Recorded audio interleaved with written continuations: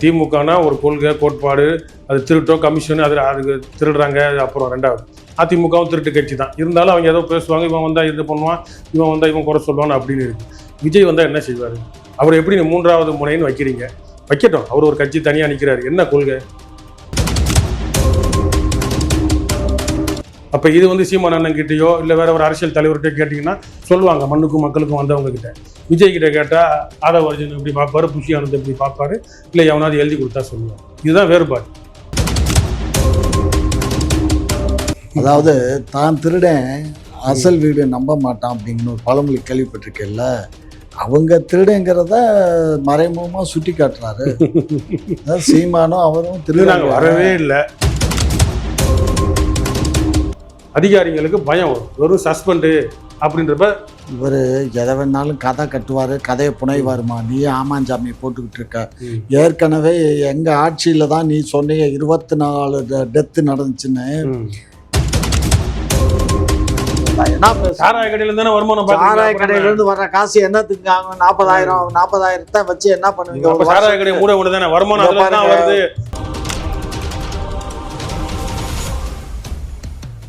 குக்கு செய்தி நேயர்களுக்கு வணக்கம். திமுகவின் மூத்த முன்னோடி முனைவர் காமாட்சி நாயுடு அவர்கள் மற்றும் நாம் தமிழர் கட்சியின் மாநில கொள்கை பரப்பு செயலாளர் வெற்றி தமிழன் அவர்கள், வணக்கம். எப்படி இருக்கீங்க ரெண்டு பேரும்? நல்லா இருக்கும். இப்ப ஆக்சுவலா விஜயோட வருகையால சீமான் அவர்களுடைய இருப்பு கேள்விக்குறியா இருக்கு அப்படின்ற மாதிரி சொல்றாங்க. இது எப்படி சார் நினைக்கிறீங்க? இது இப்போ நம்ம ஊடகங்களில் பார்த்தீங்கன்னா எல்லாம் திமுக ஆதரவு, கட்சி கூட்டணி அதிகம், ஊடகங்களும் அதிகம். அதில் பார்த்தாலே நாம் தமிழர் கட்சியிலேருந்து விலகினவங்க, ஓடுனவங்க, போனவங்க, இல்லை துரத்தி விடப்பட்டவங்க எப்படி கணக்கு வச்சாலும் திமுகவில் இணைஞ்சாங்கன்னு கதை கேட்டிருக்கிறோம், அதிமுகவில் இணைஞ்சாங்கன்னு கதை கேட்டிருக்கிறோம். இந்த மாதிரி பல கதைகள் கேட்டிருக்கோம். சின்ன சின்ன கட்சிகள் எதாக இருந்தாலும் விஜய் கட்சியில் இணைஞ்சாங்கன்னு எங்கே கதை கேட்டிருக்கிறோம்? விஜய் கட்சியில் நாம் தமிழர் கட்சியிலேருந்து விலகி பெரிய பொறுப்பாளர்களோ இல்லை சிறிய பொறுப்பாளர்களோ இல்லை சிறிய அளவுலையோ பெரிய அளவில் எங்கே இணைஞ்சாங்கன்னு கேள்விப்பட்டிருக்கோமா? கிடையவே கிடையாது. அந்த ஊடகம் வேறு மாதிரி செய்தி கிடைச்சாலும் உடனே போடுற ஊடகம் போடலை. அதனால் விஜய் இருப்பெல்லாம் அவங்க வேணால் இருப்பை உருவாக்கிக்கிறதுக்கு முயற்சி பண்ணலாம். இந்த இருப்பை அகற்றுறதுக்கு அவங்களால. இப்போ நிறைய கருத்து கணிப்பு கூட்டம்லாம் நடத்துறாங்க. அதுல மும்முனை போட்டியா தான் கருதுறாங்களே தவிர்த்து சீமான் அவர்களுடைய கட்சியை ஒரு பொருட்டாவே இல்லை அப்படின்ற மாதிரி எல்லாம் சொல்றாங்க. இதை பத்தி அது மூளை இல்லாதவங்கன்னு தான் பார்க்கணும்.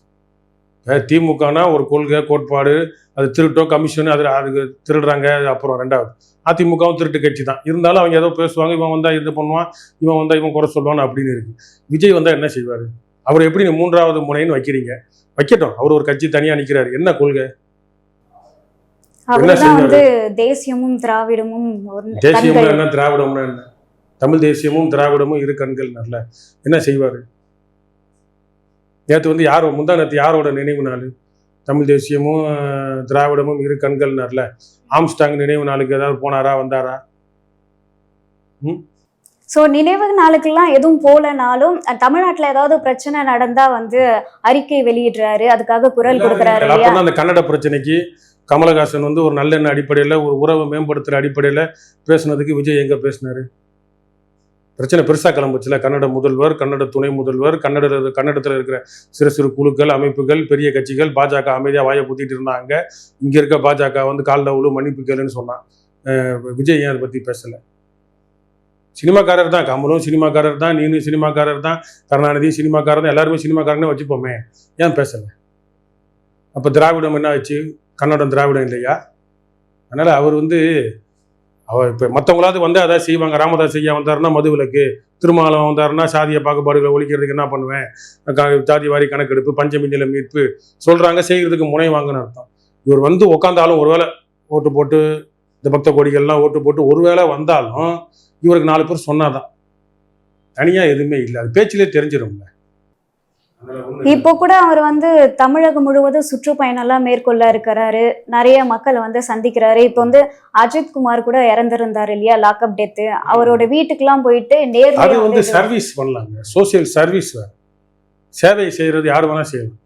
அது பிரச்சனையே இல்லை. காசு இருக்கிறவங்க கொடுக்கறது, இல்லை 4 பேர்கிட்ட வாங்கி உதவி பண்ணுறது, அதெல்லாம் செய்யலாம். அது யார் வேணா செய்யலாம். அது பாராட்டுக்குரியது. அது விஜய் செஞ்சாலும், விஜயகாந்த் செஞ்சாலும், ரஜினிகாந்த் செஞ்சாலும், ஐயா செஞ்சாலும், ஸ்டாலின் ஐயா செஞ்சாலும் பாராட்டுக்குரியது. அரசு, அரசாங்கம், கருத்தியல். விஜய் இங்கே உட்காந்துருக்கிறாருன்னா பெண்கள் தினம் மார்ச் 8 ஏன் கொண்டாடப்படுகிறது அப்படின்னு கேட்டால் விஜய் பேசுவாரா? மார்ச் 8 பெண்கள் தினம். உலக மனித உரிமை தினம் எதற்காக டிசம்பர் மாதம் 10ஆம் தேதி கொண்டாடப்படுகிறது தெரியுமா விஜய்க்கு? ஒரு அரசியல் தலைவர்களெல்லாம் கேட்குறேன், சரியா? ஏன்னா பெண்கள் தினம் உலக அறிய கொண்டாடுறோம், பெரிய இதாக இருக்குது. ஏன்னா எல்லா பெண்களும் இன்னைக்கு வந்து ஒரு கலை நிகழ்ச்சியா, அது ஒரு விளையாட்டு போதா, லிப்ஸ்டிக்கு, நகை, நட்டு, சேலை, ஒரு ஒரு ஒரு என்ன சொல்ல, ஒரு கேளிக்கை இதாக மார்ச் 8 ஆக்கிட்டாங்க. ஆனால் மார்ச் 8 உழைக்கும் பெண்கள், போராளிகள் பல பேர் உயிர் விட்டு பெண் உரிமைகளுக்காக அந்த இது தொழிற்சங்கங்களை உருவாக்குனது, இந்த மாதிரி நியூசிலாந்தில் அமெரிக்காவில் நடந்த வரலாறு. அப்போ இது வந்து சீமான் அண்ணன் கிட்டேயோ இல்லை வேற ஒரு அரசியல் தலைவர்கிட்ட கேட்டிங்கன்னா சொல்லுவாங்க, மண்ணுக்கும் மக்களுக்கும் வந்தவங்க கிட்ட. விஜய் கிட்ட கேட்டால் ஆதவ அர்ஜுன் இப்படி பார்ப்பாரு, புஷி ஆனந்த் இப்படி பார்ப்பாரு, இல்லை எவனாவது எழுதி கொடுத்தா சொல்லுவார். இதுதான் வேறுபாடு. நாம் தமிழர் வந்து இதை பற்றிலாம் எல்லாம் பேசினாலுமே வந்து மக்கள் மத்தியில் ஒரு பார்வை இருக்குன்னா, அவர் வந்து நல்லா பேசுகிறாரே தவிர்த்து மற்றபடி செயலில் எதுவும் வந்து இருக்கா மாதிரி வந்து தெரியல. நல்லா பேசுகிறாரு, பேச்சை வச்சே வந்து மக்களை வந்து ஈர்க்கிறாரு, அவ்வளோதான் அப்படின்ற ஒரு பார்வை வந்து இருக்குது. இது எப்படி? இல்லை, செயல் இல்லைன்னா என்ன செயல் இல்லை? வேறு யார் செயல் இருக்கா? கடந்த 2 வாரம் எடுத்துப்போம், இல்லை 1 மாதம் எடுத்துப்போம். கடந்த 1 மாதத்தில் இப்போ இன்னைக்கு நாளைக்கு வந்து திருப்போணத்தில் ஆர்ப்பாட்டம், அந்த அனுமதி இல்லை, ஆர்ப்பாட்டத்தை மீறி பண்ணுவார். அதுக்கு அடுத்த 1 நாள் தள்ளி மதுரையில் ஆடு மாடுகள் மேய்ப்பு உரிமை, மேய்ச்சல் நில உரிமைக்காக கூட்டம். அப்போ தொடர்ச்சியாக நிகழ்ச்சிகள் பண்ணிட்டு இருக்கிறாரு, போராட்டம் பண்ணிட்டு இருக்காரு, களத்துக்கு போறாரு, எல்லாம் போறாரு. இதே மாதிரி இப்போ விஜய் வந்து ஒரு களத்துக்கு வந்தாரு, கணக்கு சொன்னீங்க, வீட்டில் போய் 2 லட்ச ரூபா கொடுத்தாரு. இந்த 1 மாசத்துல யார் அதிகமாக களத்தில் நின்றாங்க? ஸ்டாலின் ஐயாலேருந்து எடப்பாடியிலேருந்து எல்லாத்தையும் கணக்கு வைங்களேன். அது வாய் பேச்சுன்னா அவங்க வாய் பேச்சு. பொதுவாக கருத்து சொல்றவங்க, பிடிக்காதவங்க, எதிர்கருத்தில் உள்ளவங்க, அவங்களோட கருத்து அதை நம்ம எடுத்துக்க முடியாது. கண்ணுக்காக யாருக்கு தெரியுதுங்க? கண்ணுக்கு எதிராக யார் தெரியுது? கமல் பிரச்சனையிலேயே அது வாய் பிரச்சனை தான், ஒட்டுமொத்த வாய் பிரச்சனை. கன்னடமா தமிழான்னு சண்டை வந்தப்போ கூட அதிகமாக பேசுனது யாரு? எதிர்த்து கமலை வந்து மன்னிப்பு கேட்காதீங்க, தயவுசெய்து பின்வாங்கிறாதீங்க அப்படின்னு சொல்லி கமலுக்கு ஒரு ஊக்க சக்தியா, ஆக்க சக்தியா இருந்தது யார்? அதனால இது வந்து சும்மா உட்காந்துக்கிட்டு சீமான் வாய் தான் பேசுற. நம்ம என்ன இப்போ திட்டம் போட்டு கையெழுத்து போட்டால் திட்டம் நடக்குமா? இல்லை பல கோடி வருமானம் வருமா? நம்ம மக்களுக்கு நல்லது செய்ய முடியுமா? நம்மளால என்ன முடியுமோ போராட முடிகிறது எல்லாம் செஞ்சுட்டு தான் இருக்கும். சரி, இவர் பேசிட்டு இருக்கும்போது வந்து திமுக வந்து ஒரு திருட்டு கட்சி அப்படின்ற ஒரு விஷயத்த வந்து முன் வச்சிருக்காரு. இதை பத்தி நீங்க என்ன சார் நினைக்கிறீங்க? அதாவது தான் திருடன் அசல் வீடு நம்ப மாட்டான் அப்படிங்கிற ஒரு பழமொழி கேள்விப்பட்டிருக்கேன்ல, அவங்க திருடங்கிறத மறைமுகமா சுட்டி காட்டுறாரு. சீமானும் அவரும் திருடன் வரவே இல்லை, ஆரம்பிக்கவே இல்லை ஆட்டத்தை. 50 வருஷமா திருடிட்டு இருக்காங்க. இப்பமே தான் திருடன் அடுத்த வீடு நம்ப மாட்டான் அப்படிங்கிறது உங்களுக்கு தான் பொருந்தும். நாங்க திருட்டு கட்சி இல்ல, நாங்க தான் திராவிட மாடல் அரசு, திராவிட முன்னேற்ற கழகம். 1948 முதல் 49 முதல் இந்த நிமிடம் வரை ஆளுகின்ற அரசாக, ஆண்டு கொண்டு இருக்க அரசாக, மக்களின் சேவை செய்து கொண்டு இருக்கக்கூடிய எங்களை பார்த்து எந்த விதமான தகுதியும் இவங்களுக்கு இல்ல. இவங்களுக்கு இருக்க ஒரே தகுதி மாடு மேய்க்க போறதுதான். மதுரையில மாடு மேய்க்க போறாரு மாப்பிள்ளை சாரு. மாப்பிள்ளைக்கு துணைக்கு மற்ற மாப்பிள்ளையோட நண்பர்கள் எல்லாம் போறாங்க. அங்க போய் மாடு மேய்ப்பாங்க, அப்புறம் மலைக்கு போவாங்க, மரத்தோட பேசுவாங்க. மரம் எப்படி வரும்? ஆடு மாடு மலையில விட்டா மரம் வருமா? மரம் வராம இருக்கிறதுக்கு வேலை தான் ஒரு மலையில போய் ஆடு மாடை விடணும்னு போராட்டம் பண்றாரு. ஆடு மாடை மலையில விட்டாங்க என்ன பண்ணும்? புல்ல மலையில என்ன புல்லு முளைக்குது? மலையில புல்லு முளைக்குமா? இது இந்த மாதிரி ஒரு முட்டாள்தனமான, இவர் என்னைக்காவது மாடு மேய்ச்சிருக்காரா, இல்ல உழுது இருக்காரா, இல்ல வயல்ல நடவு நட்டாரா, என்ன பண்ணாரு? இல்ல அவருக்கு தான் ஏர் பூட்ட தெரியுமா, இல்ல மாடை பால் கலக்க தெரியுமா? இவருக்கு தெரிஞ்சது எல்லாமே வந்து அல்லோலோயா தான், அவ்வளவுதான். அதை தவிர வேற, அவர் தம்பி ஏற்கனவே ஃபாதரு, இவரு கிறிஸ்துவரு. இந்த 2 கிறிஸ்தவர்களும் இங்க இருக்க, இப்ப 3ஆவதா ஒரு கிறிஸ்தவர் வந்திருக்காரு, அவருக்கு தம்பின்னு தானே சொன்னாரு. அவரும் என்னுடைய தம்பி விஜய் என்னுடைய தம்பின்னாரு. அந்த விஜய் தம்பி ஒரு கிறிஸ்துவர். இப்ப எல்லாமே ஒரு கிறிஸ்துவ கூட்டங்கள் எல்லாம் கிளம்பி இருக்கு. எப்படியாவது அங்கங்க கட்சியை வச்சு ஆட்டையை போட்டுடலாங்கிற. இந்த இனிகோ இருதயராஜ், ஜோ அருண், திமுக அடிமை கிறிஸ்துவ கூட்டம் இருக்குல்ல, அல்லேலூயா பிரைஸ் லாடுன்ற மாதிரி, கருணாநிதி தான் எங்க லாடு அப்படின்னு இந்த அன்பில் பொய்யா மகேஷ், பிரைஸ் லாடுன்னு சொன்ன சேகர் பாபு, நானும் கிறிஸ்டின்னு சொன்ன உதயநிதி, அதுவும் ஒரு அல்லேலூயா கூட்டம் தான். சரி, இன்னொரு விஷயம் என்னன்னா, இப்போ நாட்டுல வந்து பேசுறதுக்கு நிறைய பிரச்சனைகள் இருக்கு. அதெல்லாம் விட்டுட்டு ஏன் வந்து மாடுகளுக்கும் ஆடுகளுக்கும் மாநாடு தேவையா? மாடு ஆடுன்றது அது ஒரு உயிர். இன்னைக்கு வந்து நம்ம அந்த காலத்தில் பார்த்தீங்க அப்படின்னா ஆடு மாடு மேய்ச்சதுன்னு இல்லாமல் வீட்டில் கோழி எல்லாம் வளர்த்துட்டு இருப்போம். நம்மளுக்கு உணவு சரியா, கோழி முட்டையிடும், முட்டையை விடுத்து குஞ்சு பொறி வளர்ப்பாங்க. அது அதுக்கு நாளடைவில் நம்மளுக்கு விருந்தா மாறும். அப்படின்றப்ப நம்மளுக்கு அது உணவு சங்கிலியில் ஒன்று. அது இருக்கணும், அது வளரணும், அது இனப்பெருக்கம் ஆகணும். அதுக்கப்புறம் தேவையானது நம்மளுக்கு உணவாகவும் மாறுது. இப்போ இதாவது பரவாயில்ல. சில பேர் மாட்டு கறியும் சாப்பிட சொல்றாரு, மாடு வளர்க்க சொல்றாரு. அப்படின்னா வளர்ந்தா தானே கறி வரும்? எல்லா மாடையுமே வெட்டி திங்க போறோம். நம்ம எல்லா மாடையுமே வெட்டி திங்க போறோம். அது வந்து நல்லது காட்டுற மாதிரி இந்த RSS காரன் சிந்தனை தான் வந்து எப்படி இருக்கணும்னா, மாடுகள் நல்லது, கோமாதா அது இதுன்னு சொல்லி அந்த இனத்தையே அழிச்சிருவான். ஜல்லிக்கட்டு தடை போடுறது அந்த மாதிரி. இப்போ வந்து நீங்க மாடுகளை காப்பாத்துறோம், இந்த மாதிரி நாங்க வந்து சட்ட ஒழுங்கெல்லாம் கடைபிடிக்கிறோம் அப்படின்ற மாதிரி வந்து சொல்றீங்க. ஆனா அஜித்குமார் இருக்காரு இல்லையா, அவரோட மரணத்துக்கு வந்து நாங்க போராட்டம் பண்ண போறோம் அப்படின்னு சொல்லி சீமான் அவர்கள் சொல்லியிருந்தாரு. அதுக்கு வந்து அனுமதி கேட்டிருக்காங்க. ஆனா அனுமதி வந்து வழங்கல. அனுமதி கொடுக்கலனாலும் நாங்க போராட்டம் பண்ணுவோம் அப்படின்ற மாதிரி வந்து சொல்லியிருக்காரு. இப்ப இவரே வந்து சட்ட ஒழுங்கை வந்து கடைபிடிக்கலையே. சட்டம் ஒழுங்கா, சட்டமே இல்லாம அவன் திமிருக்காக காவல்துறை வந்து அத்துமீறி ஒரு காரியம் செய்யுது, வன்கொடுமை செய்து ஒரு படுகொலை செஞ்சிருக்கு ஒரு அப்பாவி உயிரை. அப்போ அதை எதிர்த்து கேட்குறப்ப சட்டம் ஒழுங்கு இதெல்லாம் நம்ம சட்டம் ஒழுங்கு அப்படின்னா அங்கே போய் மீறி நம்ம கடையை மூடு, இந்த பாஜக கார மாதிரி அண்டாவை திருடு, திமுக கார மாதிரி கல்லாவை உட அப்படின்லாம் பண்ண போறது. மரியாதையா பேச கத்துக்கோங்க. உடைச்சதே இல்லையா? சும்மா இந்த வேலையெல்லாம் வச்சுக்காதீங்க. சரி, திருப்புவனத்தை எடுத்துப்போமே. ஐயாக்கு இவ்வளவு சூடு சொரணை வருது இல்ல. திருப்புவனத்துல அந்த பையனை அடிக்கிறப்ப ஒருத்தர் கழிவுறையிலேருந்து காணொலி எடுத்தவர் உண்மையை பேசுறாரு. ஆட்டோக்காரன் கூட்டிட்டு போனவன் மனசு திறந்து உண்மையை பேசுறான். அரசுக்கு எதிராக பயப்படாம, இந்த திமுக ரவுடி கட்சிக்கு எதிராக பயப்படாம எல்லாம் அங்கே பூவிக்கு ஆயா பொம்பளைங்க எல்லாம் உண்மையை பேசுறாங்க. அங்கே நடந்துச்சு இப்படி எல்லாரும் மனம் விட்டு பேசுறாங்க. அந்த நிக்கிதாவை பொள்ளாச்சியில மக்கள் பிடிச்சே வச்சிருக்கிறாங்க. திரும்ப கூட சொன்னது யாரு? விசாரணைக்கு கூட கூப்பிடாம திரும்ப ஏமா போய் புகாரா, நீ நகை உண்மையா வச்சிருந்தியா இல்லையா அப்படின்னு நம்ம பிடிச்சி வைத்தாங்க. அப்போ இவ்வளோ மக்களும் வெளிப்படையா எல்லாரும் நம்ம உயிர் போனாலும் பரவாயில்ல, இந்த ரவுடிங்க மத்தியில் திமுக மத்தியில் நம்ம ஒரு நீதியின் பொருட்டு மக்கள் ஒரு முனைப்பா இருக்கிறப்ப இவங்க திருடன் கட்சின்னு சொன்னா கோவம் வருது இல்ல. அப்ப யார் அந்த IAS, யார் அந்த உயர் அதிகாரி, மேல இருந்து எவன் பேசினா? இந்த 3 பேர் 4 பேர் இவனை காட்டி கொடுக்கறதுல உங்களுக்கு என்ன இருக்கு? இவங்களை கீழே இருக்க 5 பேரை கைது பண்ணீங்க, ஓகே. நீதிமன்றம் சொல்லி ஒருத்தரை சஸ்பெண்ட் பண்ணீங்க, காவல்துறை அதிகாரியை, ஓகே சரி. அப்போ அந்த மேலே இருக்க அதிகாரியை காட்டி கொடுக்கல என்ன இருக்கு? நிக்கிதாவை கைது பண்ணுறதுல என்ன இருக்கு? விசாரிக்கலாம். நிக்கிதாவை பிடிச்ச உடனே அவர் தூக்கில் போட போறாங்க. நீங்க கொடுத்த புகார் உங்க மேலே பழைய வரலாறுலாம் இப்படி இருக்கீங்க, என்னங்க இப்படி பண்ணீங்க, யாருக்கிட்ட ஃபோனில் பேசுனீங்கன்னு சொல்றது கேட்கறது என்ன இருக்கு? அப்போ கூட்டு கலவாணிங்களா இல்லையா? இது சொல்லிட்டாங்கன்னா அப்போ மக்கள் என்ன பண்ணுவான்? பரவாயில்லப்பா, அதிகாரிங்க பண்ண திமுறை வந்து முதலமைச்சர் காட்டி கொடுத்துட்டாரு, இந்த மாதிரி அதிகாரிங்க இனிமேல் எந்த ஒரு காரியமும் செய்ய பயப்படுவாங்க அப்படின்ற எண்ணம் ஒரு கட்டாயம் பாராட்டலாம். அது திமுக கட்டாயம் பாராட்டலாம். இப்போ பாராட்டக்கூடாது. திருட்டு கலவாணிங்க மாதிரி கூட்டு கலவாணிங்க. இவர் சரியா பேப்பரு நியூஸ் எல்லாம் கேட்கறது இல்லை போல இருக்கு. அந்த நிகிதாவை கைது பண்ணியாச்சுங்கிறது அவருக்கு தெரியல. எப்போ பண்ணாங்க? விசாரணை வலயத்துக்குள்ள இருக்கு. நேற்றே அந்த அம்மாவை கைது பண்ணியாச்சு. விசாரணை வலயத்துக்குள்ள அந்த அம்மா இருக்கு. சரியா? எந்த ஜெயில இருக்கு? அது ஜெயில வைக்கணும்னு விசாரணை தான், விசாரணை போயிட்டு இருக்கு. கூப்பிட்டு பேசுவீங்களோ? அதெல்லாம் அதை பண்ணுவாங்க. என்ன பண்ணுமோ காவல்துறைக்கு தெரியும், அவங்க பேசுவாங்க. சரியா? ஏற்கனவே காவல்துறை வந்து பெரிய தப்பு பண்ணிருச்சு. அது பண்ணதுக்கு அப்புறம் உடனடியாக DGP ஒரு உத்தரவு போட்டாரு. ஆண்களா இருந்தாலும் பெண்களா இருந்தாலும் விளக்கு வச்ச பின்னாடி யாரையும் விசாரிக்க கூடாது. அதே மாதிரி ஒரு மது பிரியரை கூட நீங்க காவல் நிலையத்துக்கு கொண்டு வந்து விசாரிக்கணும்னா அவர் அந்த போதையெல்லாம் தெளிஞ்ச பின்னாடி டாக்டர்கிட்ட கொண்டு போயிட்டு அவருக்கு அது போதை இல்லைன்னு தெரிஞ்சதுக்கு அப்புறம் தான் விசாரிக்கணுங்கிற அளவுக்கு நிறைய ஒரு 10 கட்டளையை போட்டாரு. ஆகையினால மக்களுடைய நலனை பேணியாக்குறது தான் எங்களுடைய அரசே தவிர மக்களுக்கு எதிரான அரசு அல்ல திமுக. சரி, இப்போ வந்து திமுக ஆட்சிக்கு வந்து 4 வருஷம் ஆகுது. இந்த 4 வருஷத்துல லாக்அப் டெத் மட்டுமே வந்து 24 நடந்திருக்கு. நாங்க பாஜக 500 பண்ணிருக்கான், ஊபியில 250, இப்படியே சொல்லி எப்படி மோடி நேருவை கணக்காட்டுவாரோ அந்த ஆளு. இப்போ நம்ம வீட்டில் ஒரு பாதிப்பு, இப்போ ஒன்றும் இல்லை, லாக்அப் டெத்து. இந்த இவர் இருக்கார்ல, இவங்க ஆதரவாளர் ஒரு இஸ்லாமியர், அவர் பேர்னா அமீர், இயக்குனர் அமீர்.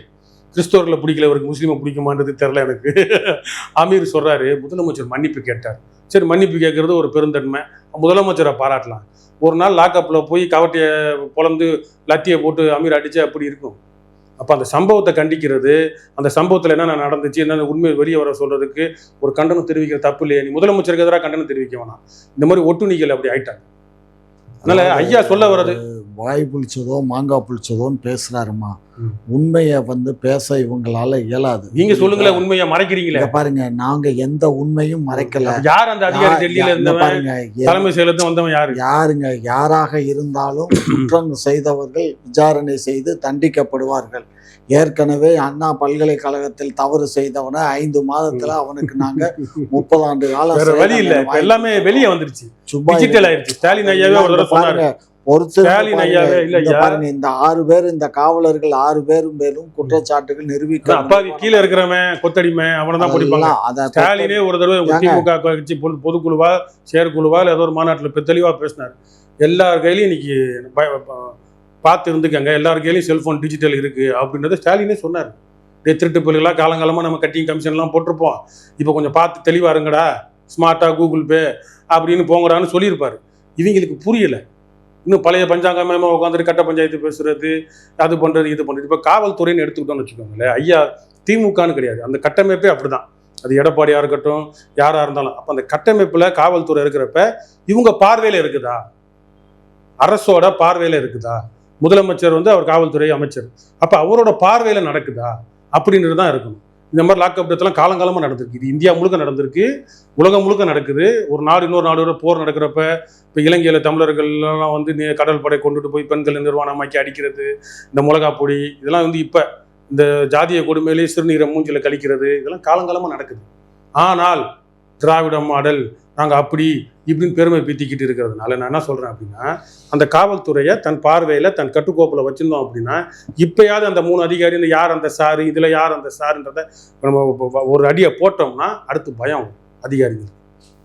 அதிகாரிகளுக்கு பயம் வரும். வெறும் சஸ்பெண்டு அப்படின்றப்ப இவர் எதை வேணாலும் கதை கட்டுவாரு, கதையை புனைவாருமா. நீ ஆமாஞ்சாமி போட்டுக்கிட்டு இருக்க. ஏற்கனவே எங்க ஆட்சியில தான் நீ சொன்னீங்க 24 டெத்து நடந்துச்சுன்னு. கலெக்டர் ஆஃபீஸில் மனு கொடுக்க போனவங்களை 12 பேர்த்தும் பேரில் துப்பாக்கி சூடு நடந்து 12 பேர் செத்து போனாங்களே. அந்த 12 பேர் செத்து போனதை நான் டிவியில் பார்த்து தான் தெரிஞ்சுக்கிட்டேன்னு சொன்னாரே ஒரு முதலமைச்சர். ஒரே நேரத்தில் 12 பேரை சுட்டு கொண்டது அதெல்லாம் இல்லையா? இல்ல ஐயா, எல்லா ஆட்சியிலையும் இல்லைங்க, ஒரு நிமிஷம் இருங்க. எல்லா ஆட்சியிலையும் தவறுகள் நடக்கும், எல்லா ஆட்சியிலையும் தவறுகள் திருத்தி கொள்ளப்படும். ஆகையினால இது இவங்க ஆட்சி தான் நல்லா இருந்துச்சா அவங்க ஆட்சி நல்லா இருந்துச்சான்னு எல்லா ஆட்சி காலங்களிலும் தவறுகள் நடக்கும். தவறுகளை மீண்டும் மீண்டும் தவறுகள் நடக்காம தான் பார்த்து கொள்ள இயலுமே தவிர, அதுக்காக அது சொத்தா இது சொத்தா மக்கள் ஒரு இப்ப ஏறக்குறைய 10 கோடி மக்கள் இருக்கான் இன்னைக்கு தமிழ்நாட்டுல. இந்த 10 கோடி மக்கள்ல அங்கொன்று இங்கொன்று இந்த போன்ற சம்பவங்கள் நடக்கதான் செய்யும். அது நடக்காம மறைக்கிற அளவுக்கு இது நம்ம எங்களுடைய முதலமைச்சர் சவுக்க கையில வச்சுக்கிட்டு சுத்திட்டே உட்கார்ந்து இருக்க முடியாது. அவன் பொறுப்புகளை கொடுக்குறோம். ஒரு IAS ஆபீசர் இருக்காரு, உள்துறை செயலாளர் இருக்காரு, டிஜிபி இருக்காரு. எல்லாம் டிஜிபிக்கு என்ன வேலை? டிஜிபி தான் கவனிக்கணும், டிஜிபி கவனிக்கணும், இவங்க தான் கவனிக்கணும். இவங்க அதை சரியான முறையில செய்யலைங்கிறதுனாலதான் இழுத்து வச்சு எல்லாத்தையும் குடும்பியா இருக்காத அளவுக்கு பேசி விட்டாரு போன 4 நாளைக்கு முன்னாடி. ஆகையினால இப்ப செவ்வனே எல்லா செயல்களும் நடக்கும். அதனால எதை பத்தியும் கவலைப்பட வேண்டாம். ஆனா கண்டிப்பா இவருடைய இவருடைய தலைமை இருக்கு இல்லையா, இவரை நான் அத்துமீறுவேன். என்னவோ மதுரையில பெர்மிஷன் கொடுக்கல மாடு மேய்க்கிறதுக்கு, பெர்மிஷன் கொடுக்கலன்னு உடனே நான் அத்துமீறுவேன் சிறைக்கு போவேன்னு இவரே சொல்றாரு. அத்துமீறுவேன் சிறைக்கு போவேன்னு சிறைக்கு போனான்னா வேற எங்க போனா என்ன? ஜெயலலிதா அம்மா காலத்துல தனிமை சிறையில தூக்கி ஒன்ன போட்டுச்ச, அன்னைக்கு என்ன புடுங்குனீங்க? அதிகமா போட்டாரு. ஜெயலலிதா காட்சியில் தான் உள்ள போனாரு, உள்ள போயிட்டப்ப வந்தாரு. ஆகையினால இவர் சீமான் இன்றைக்கு ஏற்கனவே ஒன்றிய அரசு சொல்லி இருக்கு, இவருடைய படத்தையும் யூஸ் பண்ணக்கூடாது, அவர் பேரையும் யூஸ் பண்ணக்கூடாதுன்னு சொல்லி இருக்கு. ஆனா அதை வச்சு பிழைப்பு நடத்தி கொண்டு இருக்கக்கூடிய தம்பியை போன்ற அவர்களுடைய தலைவர்களை போன்றவர்கள் எல்லாம் இவங்கெல்லாம் இப்ப அத்துமீறுவேன், ஒன்றிய அரசு சொன்னதை கேட்டுட்டு அதை பண்ணுவேன் இதை பண்ணுவேன்னு சொல்லி சொல்றாங்க. இவங்க மாடு மேய்க்க போனாலும் போகட்டும், ஆடு மேய்க்க போனாலும் போகட்டும், ஆனா அரசாங்கம் அது பாட்டுக்கு அதனுடைய பணியை செய்யும். கட்டிங் கமிஷன் வாங்க. இப்ப சொல்றேன், ஐயாவே இப்ப எலி திராவிட எலி பொறியில மாட்டின மாதிரி ஒரு சம்பவத்தை சொன்னார். எடப்பாடி தூத்துக்குடி துப்பாக்கி சூட நான் தொலைக்காட்சியில பார்த்து தான் தெரிஞ்சுக்கிட்டேன். எப்படி இன்னைக்கு சாரிமா, அன்னைக்கு நான் தொலைக்காட்சியில பார்த்து தெரிஞ்சுக்கிட்டேம்மா, 2 துப்பாக்கூரும் ஒரே துப்பாக்கூர் தான் என்னை பொறுத்த வரைக்கும். இது கருப்பு, இது வெள்ளை. இது தமிழ், இது தெலுங்கு, அவ்வளோதான் வேறுபாடு. மற்றபடி நான் என்ன கேட்குறேன், அந்த தூத்துக்குடி துப்பாக்கி சூடு சம்பவத்துக்கு நீதிபதி மேலே விசாரணை வச்சாங்கல்ல, விசாரணை வச்சு அந்த அருணா ஜெகதீசன் அவங்க கொடுத்தாங்களே இந்த காவல் அதிகாரிகள் மேலே, இந்த அரசு அலுவலர்கள் மேலே நடவடிக்கை எடுங்கன்னு. ஏன் இந்த திராவிட டுபாகூர் மாடல் ஏன் நடவடிக்கை எடுக்கவில்லை? எடப்பாடி மேலே நடவடிக்கை எடுக்கணும், எடப்பாடி பார்க்கலன்னு சொன்னதுக்கு நடவடிக்கை எடுக்கணும், இந்த துப்பாக்கியில் சுட்டவன் மேலே நடவடிக்கை எடுக்கணும். அப்போ அந்த 18 உயிரை சுட்டதுக்கு அவன் அப்பாவித்தனமாக அந்த ஆள் வந்து நான் டிவியில் பார்த்து தெரிஞ்சுக்கிறேன்னு சொன்னது ஒன்று. இவங்க வந்ததுக்கு அப்புறம் அந்த நீதிபதி, இவங்க நியமிச்ச நீதிபதி தீர்ப்பு எல்லாத்தையும் எடுத்து வந்து கொடுத்து இதெல்லாம் இப்படி நடவடிக்கை எடுங்கன்னு சொன்னதுக்கு செய்யாமல் இருக்கிறது அதை காட்டிலும் கொடுமையானது. திமுக ஆட்சியில வந்து காவலர்களுடைய அராஜகம் அதிகமா இருக்கு அப்படின்ற ஒரு குற்றச்சாட்டுமே வந்து வைக்கிறாங்க. எப்பயுமே இருக்கும். அது ஏன் சார்? அப்படியெல்லாம் சும்மா எப்பவுமே இருக்கும் அப்பவுமே இருக்கும் அதெல்லாம் கிடையாது. அதாவது என்னன்னா, ஜனநாயக நாடு இது. ஜனநாயக நாட்டுல எந்த ஒரு அரசு அதிகாரிகளையும் நம்ம வந்து ஒரு சட்ட வரம்புக்குள்ளதான் அவங்கள வந்து பணி செய்ய இயலுமே தவிர சட்ட வரம்பை மீறி செய்ய இயலாது. ரெண்டாவது, காவல்துறையினர்கள் வந்து 24 hours வேலை பார்க்குறான். அதில் சில நேரங்களில் அவன் அசதியில் சில தவறுகள் கூட நடந்துருது.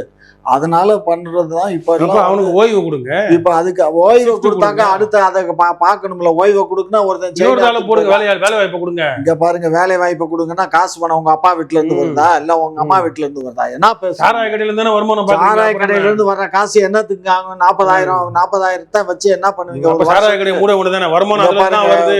அதுல தான் நாங்க சம்பளம் கொடுக்குறோம். அது அங்க வேலை பாக்குறவன் 60,000 பேருக்கு வேலை, அவனுக்கு சம்பளம் கொடுக்கணுமே. அந்த 60,000 யோசிக்க தெரியாது அவருக்கு, சம்பளம் யோசிக்க தெரியாது. இங்க பாருங்க, சாராய கடையில வேலை பாக்குறவனுங்களுக்கு சம்பளம் கொடுக்கத்தான் டாஸ்மாக் இருக்கு. இப்ப டாஸ்மாக்க நாங்க மூடிடுவோம், வேற வழி இல்ல. ஏன்னா அவங்க சம்பளத்துக்காக நிக்குது, அவனுங்களுக்கு வேற இடத்துல. அவ்வளவு நல்லவங்களா நீங்க? சம்பளத்துக்காக நான் மக்கள் எத்தனை இளைஞர்கள் வேலை இல்லாம இருக்கான்.